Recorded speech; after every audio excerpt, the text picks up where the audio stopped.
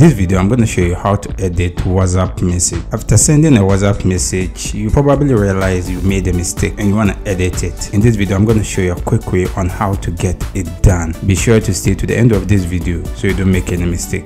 To start, make sure your WhatsApp app is up to date, and to update it, all you have to do is to navigate to your Play Store if you're an Android user. If you're an iOS user, navigate to your App Store and tap on it. Then in the search engine, type WhatsApp. In my case, I'm using WhatsApp Business. After that, proceed to make sure it's up to date. Then continue to tap on Open. This will land you on your WhatsApp interface, and I'm going to demonstrate it to you by sending a message to a contact, and after which I will edit it. Then make sure to select the contact that you want to send it to. In this case, I'm going to select this one. In the message box, I'm going to type something like hi and then hit on send. So this message has been sent. Maybe I made a mistake and I want to rectify it. A caveat to call out: the message that you want to edit should be within 50 minutes after you send the message. All you have to do is to long press the message. Then the top right corner, you see this three dot. Proceed to tap on it. Then continue to select on edit.